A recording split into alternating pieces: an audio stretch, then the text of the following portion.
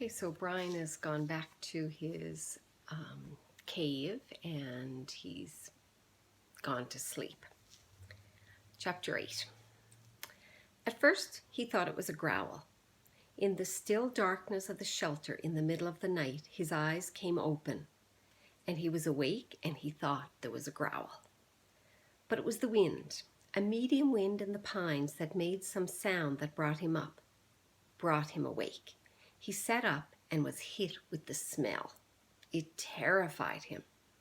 The smell was one of rot, some musty rot that made him think only of graves with cobwebs and dust and old death.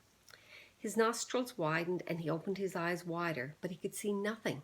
It was too dark, too hard dark, with clouds covering even the small light from the stars, and he could not see.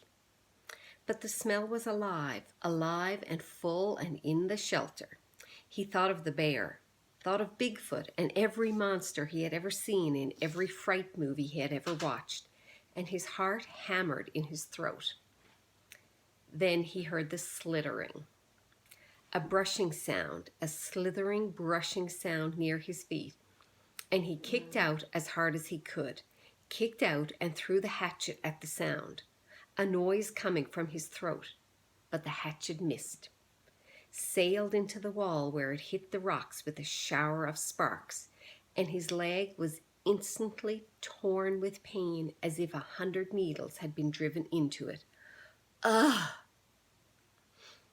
Now he screamed with the pain and fear and skittered on his backside up into the corner of the shelter, breathing through his mouth, straining to see, to hear. The slithering moved again.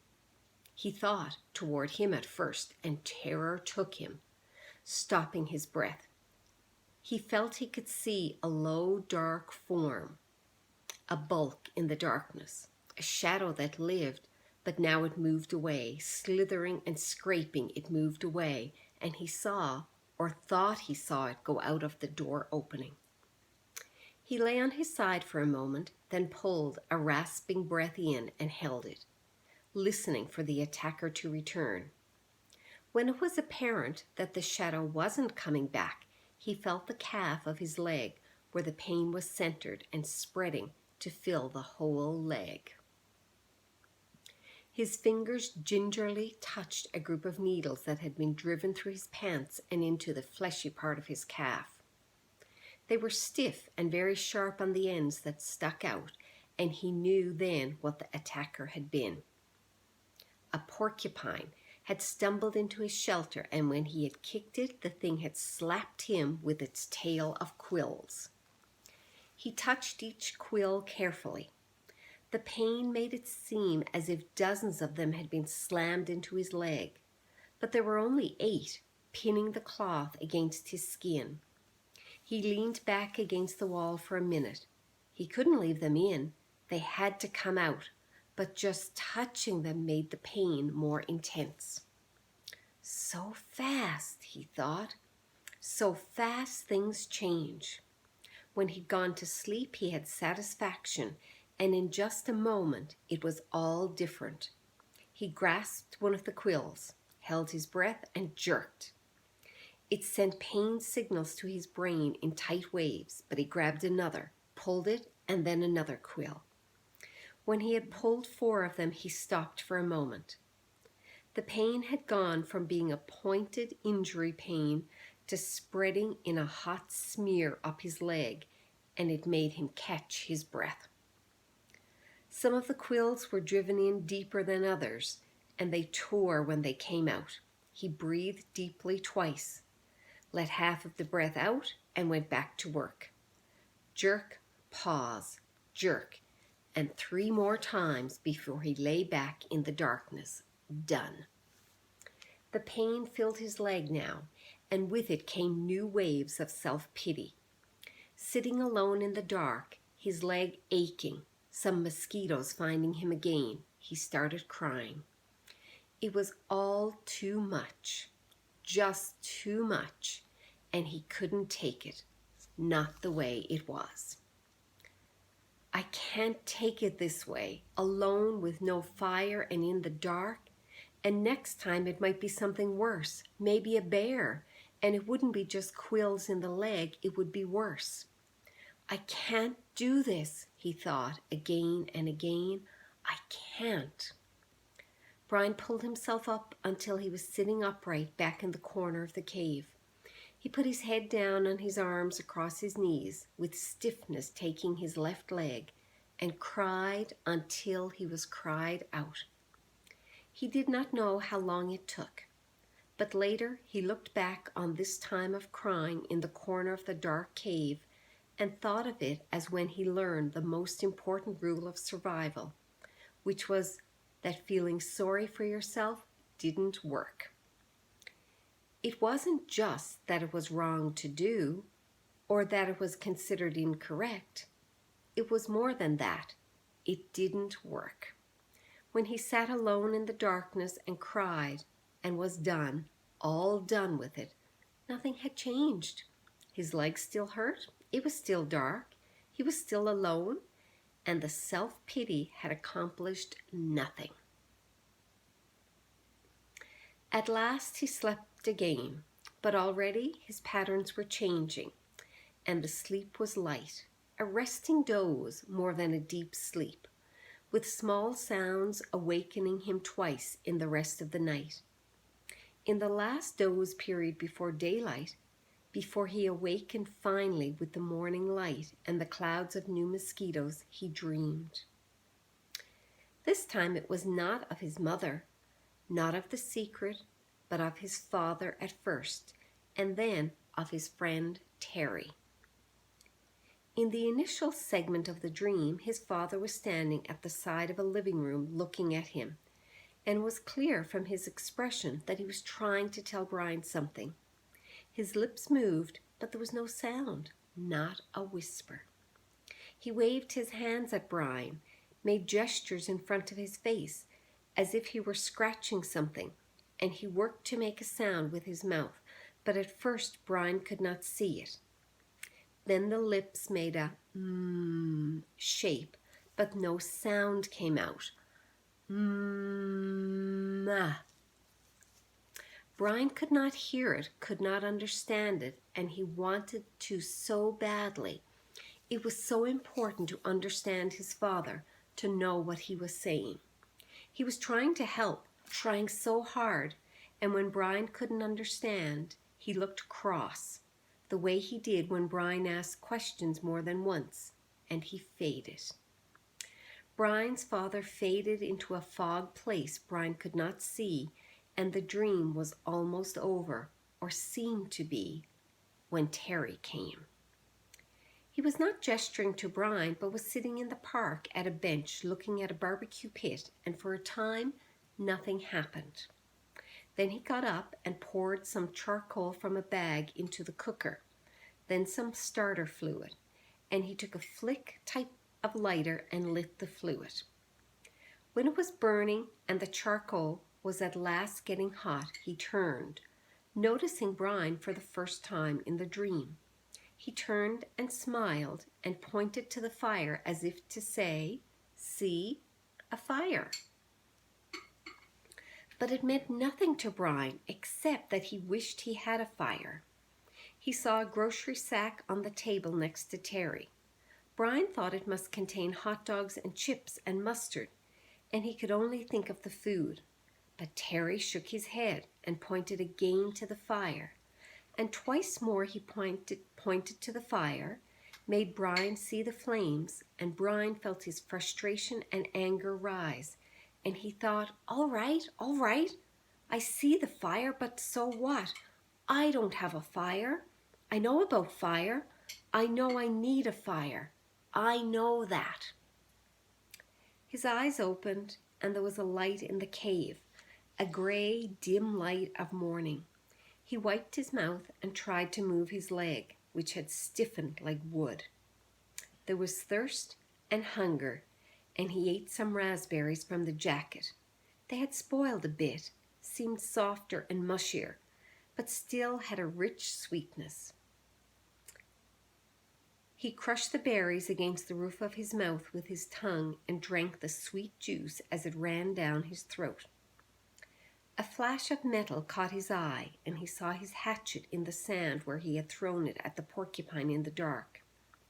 He scooched up, wincing a bit when he bent his stiff leg and crawled to where the hatchet lay. He picked it up and examined it and saw a chip in the top of the head. The nick wasn't too large, but the hatchet was important to him, was his only tool, and he should not have thrown it. He should have kept it in his hand and make a tool of some kind to help push an animal away. Make a staff, he thought, or a lance, and save the hatchet. Something came then, a thought as he held the hatchet, something about the dream and his father and Terry, but he couldn't pin it down. Ah! He scrambled out and stood in the morning sun and stretched his back muscles and his sore leg. The hatchet was still in his hand, and as he stretched and raised it over his head, it caught the first rays of the morning sun. The first faint light hit the sliver of the hatchet, and it flashed a brilliant gold in the light, like fire. That is it, he thought, what they were trying to tell me. Fire. The hatchet was the key to it all. When he threw the hatchet at the porcupine in the cave and missed and hit the stone wall, it had showered sparks, a golden shower of sparks in the dark, as golden with fire as the sun was now. The hatchet was the answer. That's what his father and Terry had been trying to tell him. Somehow he could get fire from the hatchet. The sparks would make fire. Brian went back into the shelter and studied the wall. It was some form of chalky granite or a sandstone, but embedded in it were large pieces of a darker stone, a harder and darker stone. It only took him a moment to find where the hatchet had struck. The steel had nicked into the edge of one of the darker stone pieces. Brian turned the head backward so he would strike with the flat rear of the hatchet and hit the black rock gently. Too gently, and nothing happened. He struck harder, a glancing blow, and 2 or 3 weak sparks skipped off the rock and died immediately. He swung harder, hit the hatchet so it would hit a longer, sliding blow, and the black rock exploded in fire. Sparks flew so heavily that several of them skittered and jumped on the sand beneath the rock, and he smiled and struck it again and again. There could be fire here, he thought. I will have fire here, he thought, and struck it again. I will have fire from the hatchet. So he's figured out how, or he's beginning to figure out how he's going to make his fire. So chapter 9. Brian found it was a long way from sparks to fire.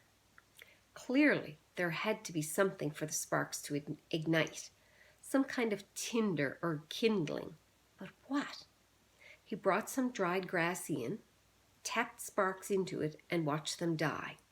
He tried small twigs, breaking them into little pieces, but that was worse than the grass. Then he tried a combination of the two, grass and twigs. Nothing. He had no trouble getting sparks, but the tiny bits of hot stone or metal, he couldn't tell which they were, just sputtered and died.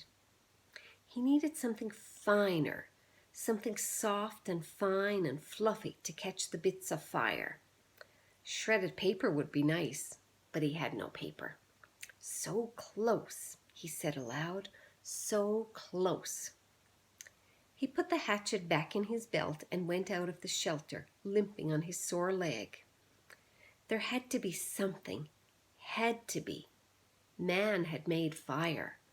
There had been fire for thousands, millions of years. There had to be a way. He dug into his pockets and found the $20 bill in his wallet. Paper. Worthless paper out here, but if you could get a fire going. He ripped the 20 into tiny pieces, made a pile of pieces, and hit sparks into them. Nothing happened.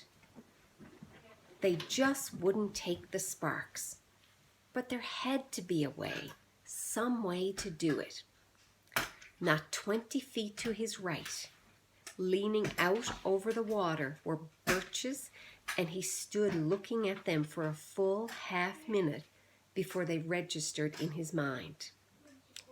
They were beautiful white with bark like clean, slightly speckled paper. Paper! He moved to the trees. Where the bark was peeling from the trunks, it lifted in tiny trendles, almost fluffs. Brian plucked some of them loose, rolled them in his fingers. They seemed flammable, dry and nearly powdery. He pulled and twisted bits off the trees, packing them in one hand while he picked them with the other, picking and gathering until he had a wad close to the size of a baseball. Then he went back into the shelter and arranged the ball of birch bark peelings at the base of the black rock. As an afterthought, he threw in the remains of the $20 bill. He struck, and a stream of sparks fell into the bark and quickly died. But this time, one spark fell on one small hair of dry bark, almost a thread of bark, and seemed to glow a bit brighter before it died. The material had to be finer. There had to be a soft and incredibly fine nest for the sparks. I must make a home for the sparks, he thought. A perfect home, or they won't stay. They won't make fire. He started ripping the bark, using his fingernails at first, and when that didn't work, he used the sharp edge of the hatchet, cutting the bark in thin slivers, hair so fine they were almost not there. It was painstaking work, slow work, and he stayed with it for over 2 hours. Twice he stopped for a handful of berries, and once to go to the lake for a drink. Then back to work, the sun on his back, until at last he had a ball of fluff as big as a grapefruit. Dry birch bark fluff. He positioned his spark nest, as he thought of it, at the base of the rock, used his thumb to make a small depression in the middle, and slammed the back of the hatchet down across the black rock. A cloud of sparks rained down, most of them missing the nest, but some, perhaps 30 or so, hit the depression, and of those 6 or 7 found fuel and grew, smoldered, and caused the bark to take on the red glow. Then they went out. Closer. He was close.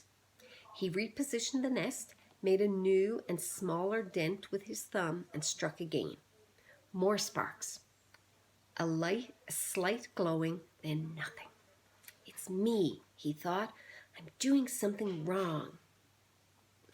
I do not know this. A cave dweller would have had a fire by now. But I don't know this. I don't know how to make a fire. Maybe not enough sparks.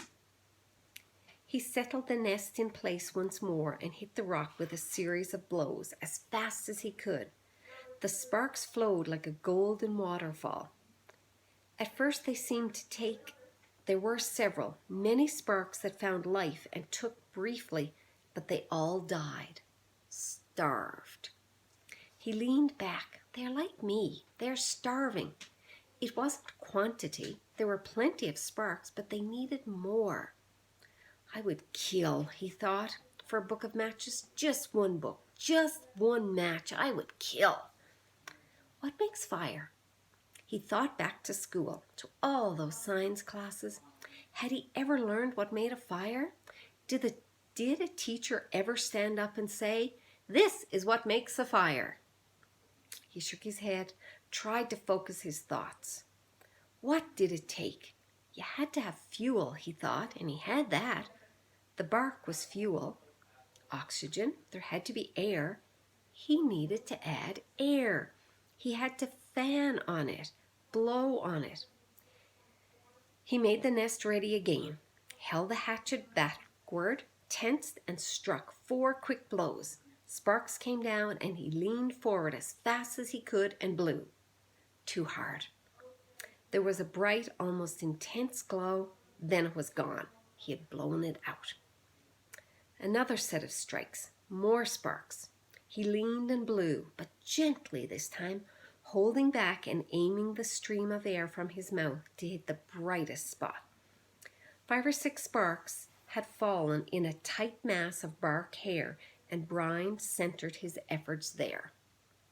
The sparks grew with his gentle breath. The red glow moved from the sparks themselves into the bark, moved and grew and became worms, glowing red worms that crawled up the bark hairs and caught other threads of bark, and grew until there was a pocket of red as big as a quarter, a glowing red coal of heat. And when he ran out of breath and paused to inhale, the red ball suddenly burst into flame.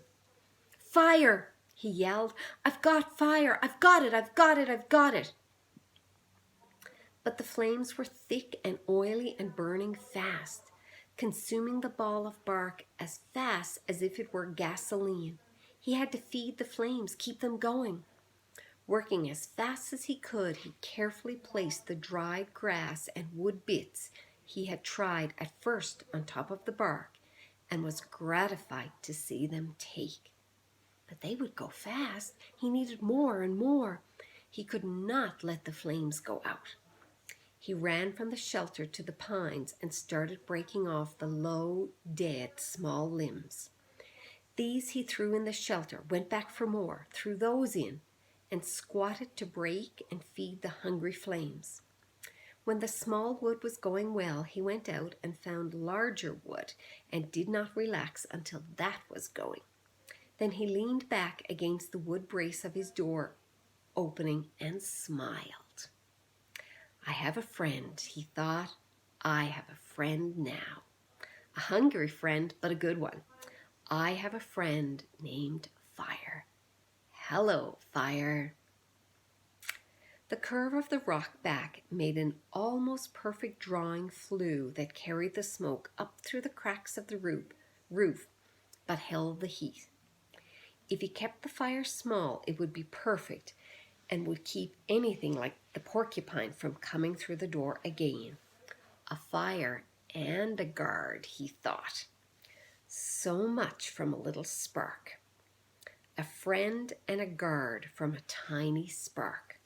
He looked around and wished he had somebody to tell this thing, to show this thing he had done, but there was nobody.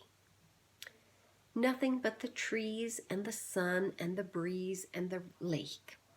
Nobody.